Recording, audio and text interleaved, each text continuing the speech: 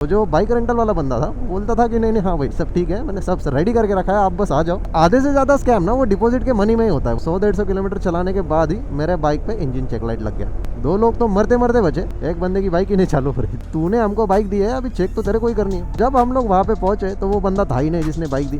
काफ़ी ज़्यादा आसपास के लोग भी जमा हो गए कि भाई क्या हुआ है। जानबूझ के cheap quality of parts use करते हैं।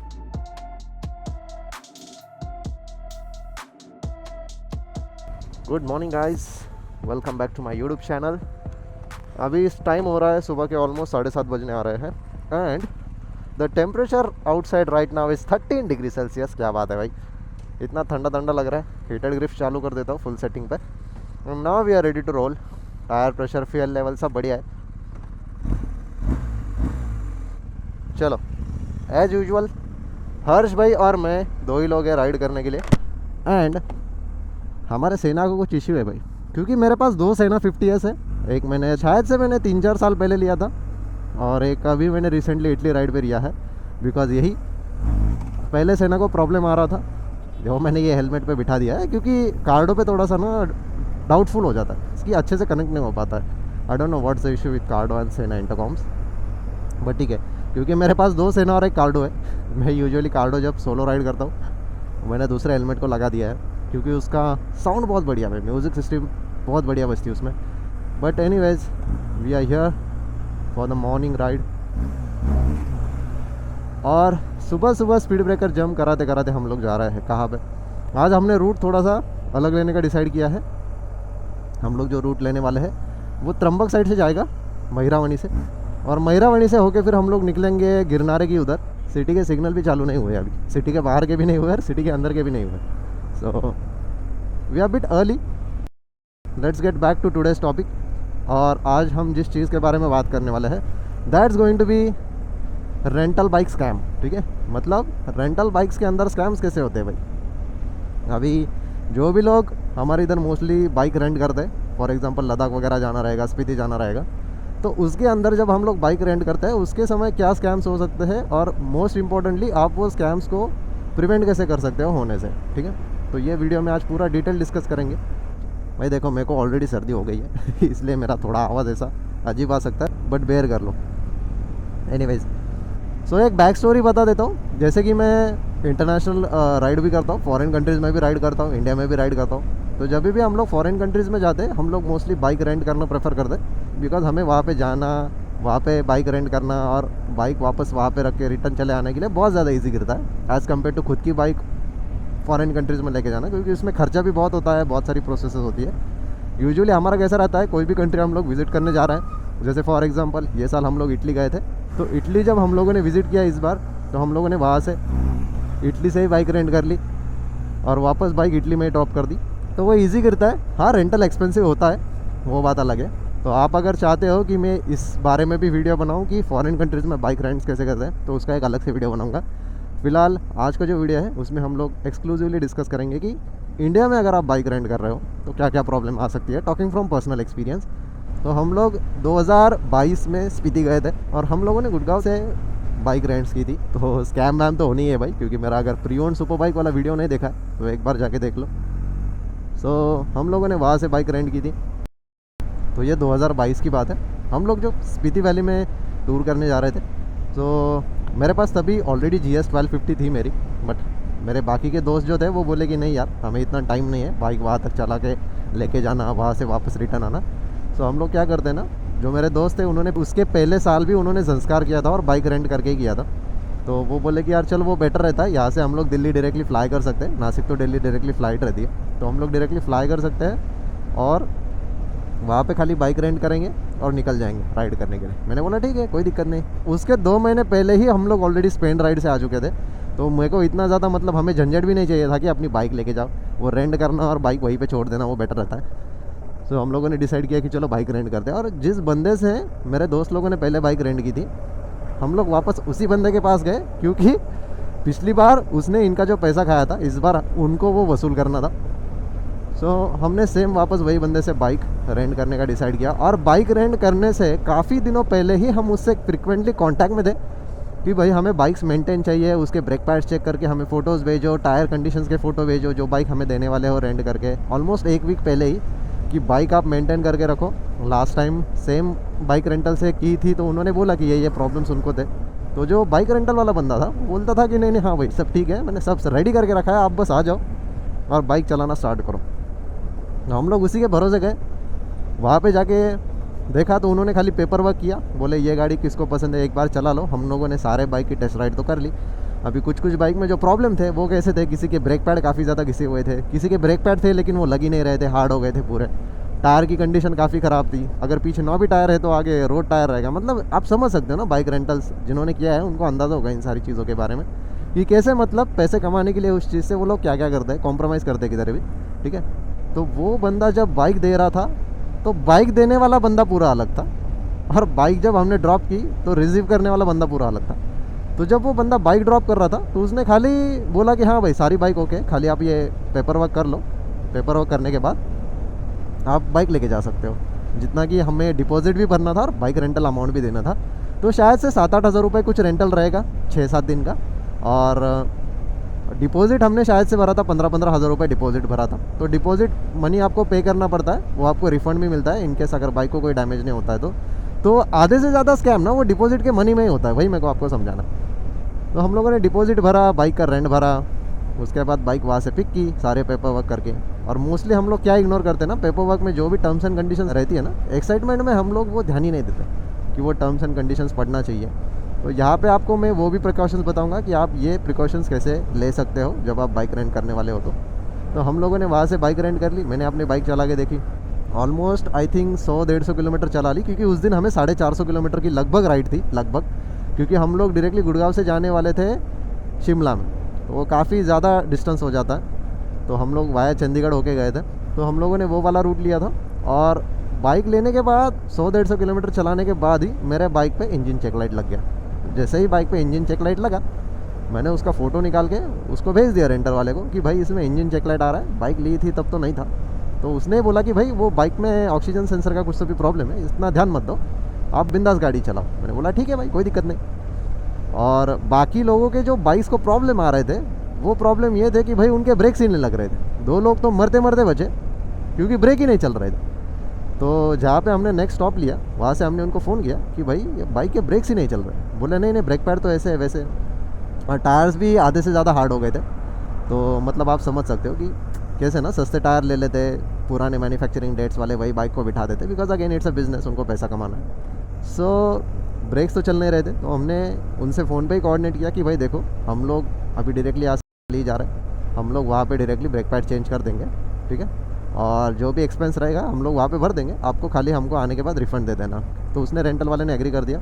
तो हम लोगों ने नेक्स्ट डे क्या किया, जैसे ही सारे बाइकर्स बाकी के डेस्टिनेशन से जो आने वाले थे वो सारे लोग आ गए, तो हम लोगों ने सारी बाइक्स चेक कर ली किसके बाइक्स को क्या प्रॉब्लम है, क्योंकि हम लोगों को आगे मेन ऑफ रोडिंग की राइड कंटिन्यू करनी थी।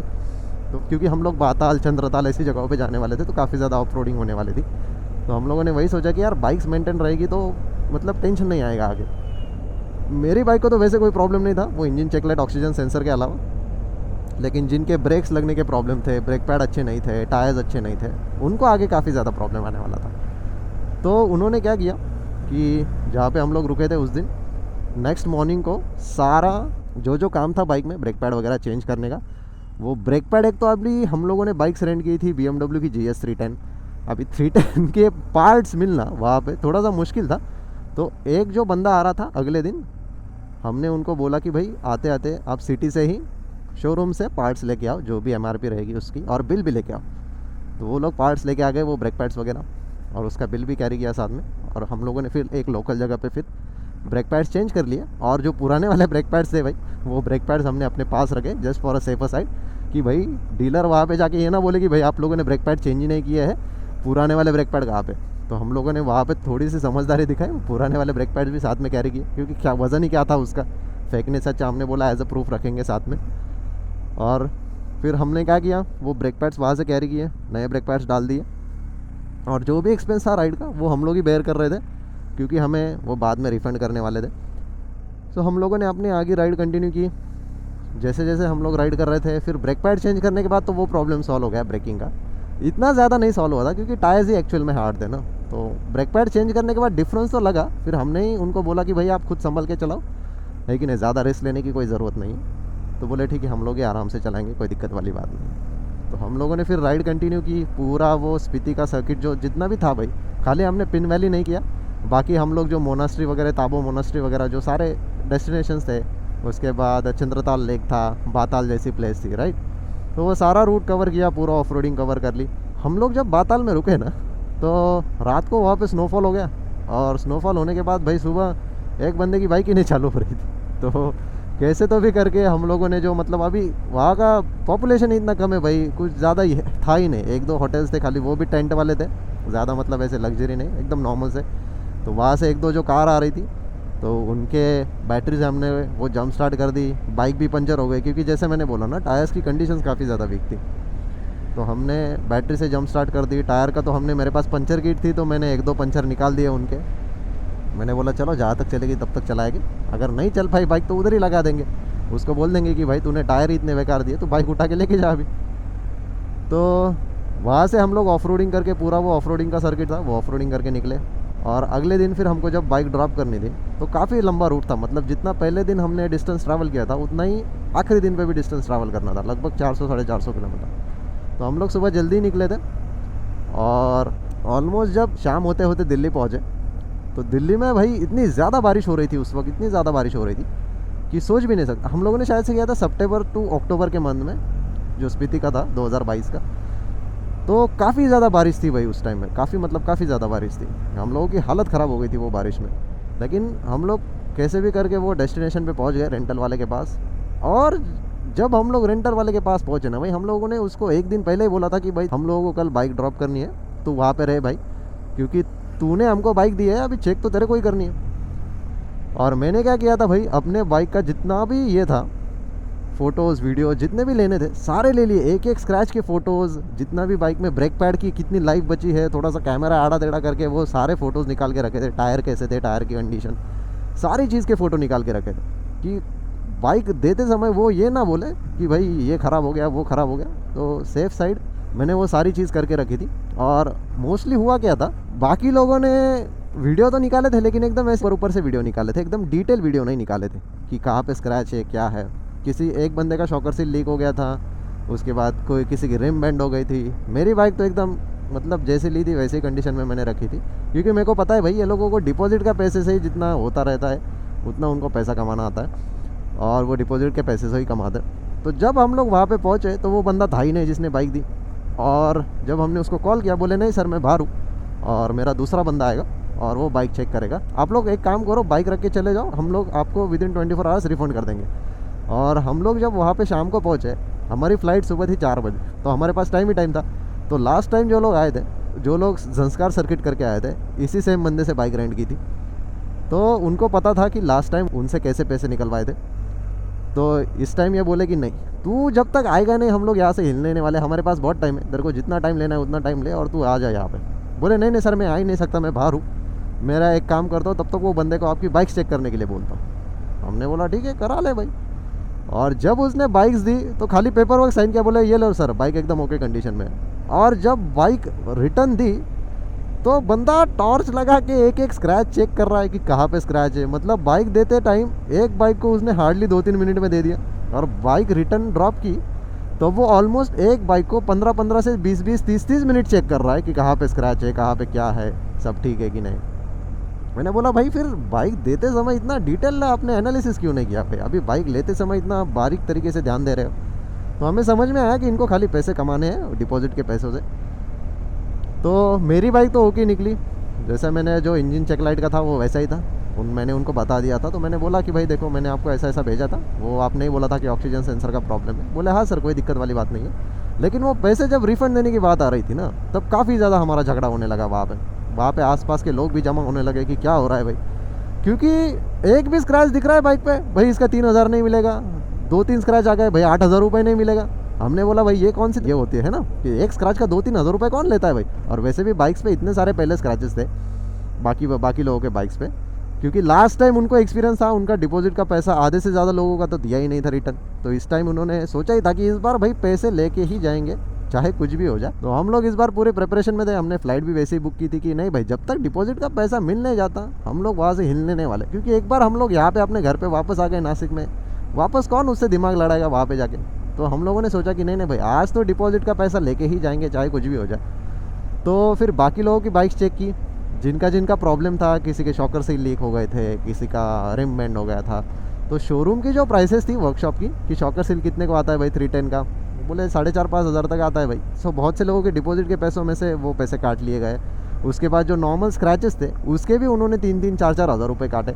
मेरा तो पूरा आ गया रिटर्न 15,000 मैंने जितना दिया था, वो भी झगड़ने के बाद आया भाई कि मेरी बाइक ओके है तो मेरा पैसा क्यों रोक के रखे हो ना बाकी लोगों की वजह से। मैंने आपसे बाइक रेंट की है, मेरी बाइक क्लियर है, मेरा डिपॉजिट मेरे को रिफंड कर दो ना। बाकी लोगों की बाइक चेक करने के बाद उनका पैसा उनका देखने दो ना, आप जिनका क्लियर हुआ है उनका तो पहले कर दो।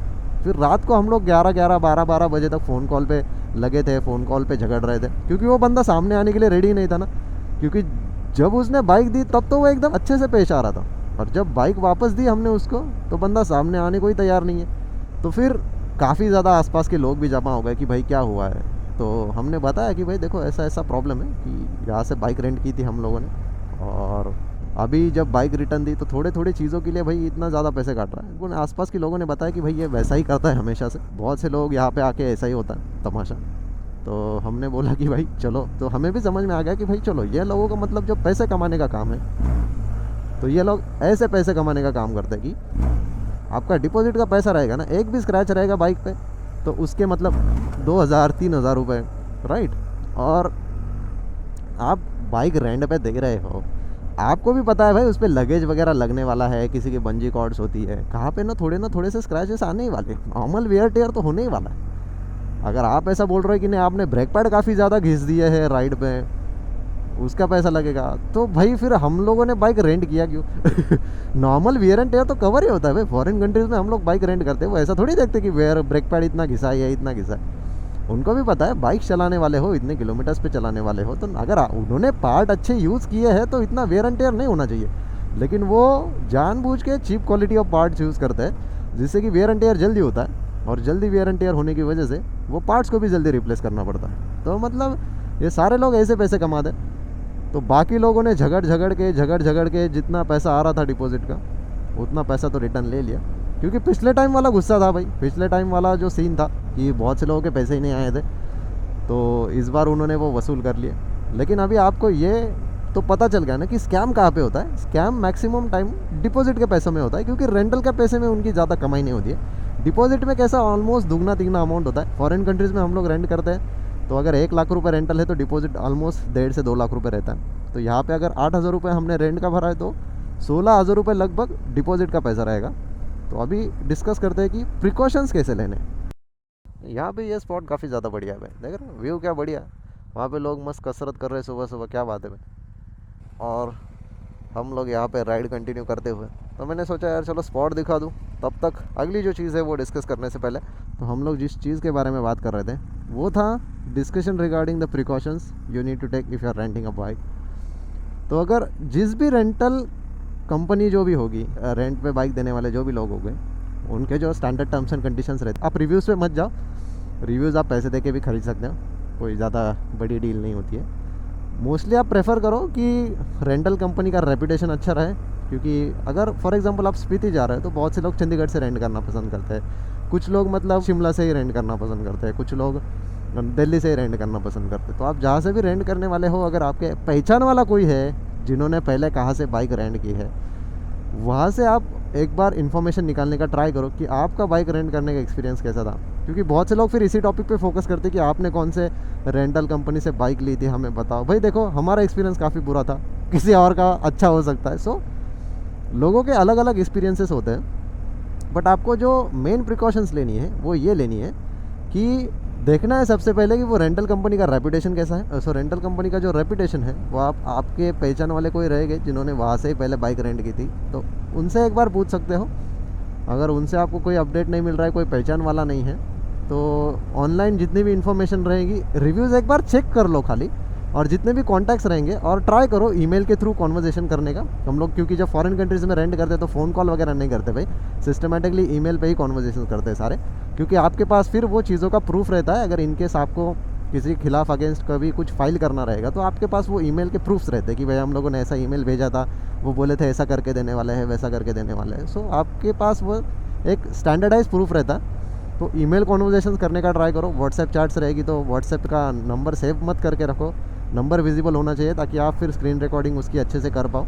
उसके बाद अगर रेंटल कंपनी वालों के कुछ एग्रीमेंट्स है, हो सके तो उनको पहले ही पूछो कि आपके एग्रीमेंट हमें पहले ही भेज दो, हम लोग तो रेंट करने ही वाले हैं, तो आपका एग्रीमेंट एक बार दिखा दो हमें कि उसमें क्या क्या टर्म्स एंड कंडीशंस है। तो वो टर्म्स एंड कंडीशंस पढ़ने के बाद आप डिसाइड कर सकते हो कि भाई इसमें क्या कवर है क्या कवर नहीं है। क्योंकि काफ़ी ज़्यादा बार ना इंश्योरेंस के मामले में दिक्कत आती है, क्योंकि फॉरेन कंट्रीज़ में जब आप रेंट करते हो तो इंश्योरेंस अलग से ख़रीदना होता है। यहाँ पे भाई थोड़ा भी कुछ हो गया तो इंश्योरेंस में कवर नहीं होता है, आपको वो डिपॉजिट के पैसों से ही पैसे काट लेते हैं। भले ही बाइक पे इंश्योरेंस रहता है लेकिन उसका मैक्सिमम बेनिफिट तो रेंटल कंपनी वालों को ही होता है, क्योंकि उनको डिपॉजिट से पैसे काटने के लिए ईजी जाता है। तो उनके अगर कुछ टर्म्स एंड कंडीशंस के पेपर्स रहेंगे तो वो पेपर्स पहले से ही मंगा लो, और कुछ आपको डाउट रहे तो उनसे पहले से ही क्लियर करके रखो उस चीज़ के बारे में, और उसका प्रूफ रखो आपके पास। उसके बाद जब आप रेंट करने जाओगे तो एक बार बाइक को थरोली चेक करो, एक छोटा सा टेस्ट राइड लेके देखो। वहाँ पे आपको कोई दिक्कत लग रही है, आपको लग रहा है कि इसके ब्रेक पैड्स हार्ड हो गए हैं या फिर टायर का कुछ सीन है, तो वहाँ पे उनके सामने ही सारी चीज़ें वेरीफाई कर लो। उनको दिखाओ कि भाई देखो इसका ब्रेक नहीं लग रहा है, मेरे को यहीं पे ब्रेक पैड चेंज करके चाहिए, जो भी रहेगा। तो वो आप एक प्रिकॉशन ले सकते हो। क्योंकि बहुत से लोग क्या होता है ना, क्योंकि हम लोगों ने क्या किया था ना, बहुत कट टू कट रखा था टाइमिंग। अगर आप रेंट करने वाले हो तो 1-2 दिन एक्स्ट्रा रखो। बाइक जब लेने जाओगे तो एक दिन पहले ही आप जाओ, बाइक पूरी चेक कर लो कि आपको कौन सी बाइक मिलने वाली है, कैसी बाइक मिलने वाली है। और ड्रॉप करने के बाद भी आपके पास सफिशिएंट टाइम रखो कि आपको रिफ़ंड वहीं से मिल जाए तुरंत। ऐसा ना हो कि आप वापस रिटर्न आ जाओ कहीं से दूर से जा रहे हो और फिर आपको रिफ़ंड लेने में तकलीफ़ हो रही हो बाद में। तो वो एक चीज़ के बारे में ध्यान रखो।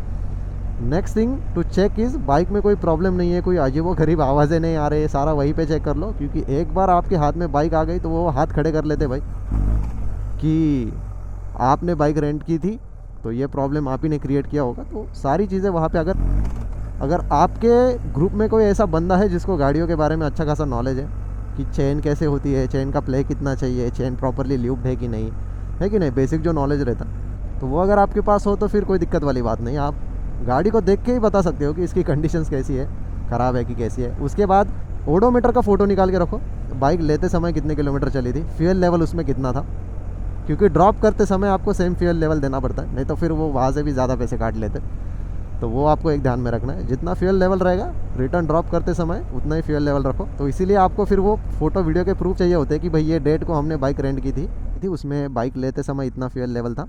क्योंकि कभी कभी क्या होता है वो लोग रिकॉर्ड नहीं रखते, फिर आपको बाद में तकलीफ़ होती है। इससे अच्छा आप खुद प्रिकॉशन ले लो कि सारे चीज़ों का फ़ोटो वीडियो निकाल के रखो, आपको ही बाद में काम आता है। क्योंकि मैं ये सारे प्रिकॉशन लेता हूँ, इसलिए आज तक मैंने जितनी भी बार बाइक रेंट की है भाई, मैंने एक भी रुपया डिपॉजिट से नहीं दिया है, बस रेंटल का जितना पैसा होता है उतना ही दिया है। डिपॉजिट मेरे को 100% रिफंड मिला है।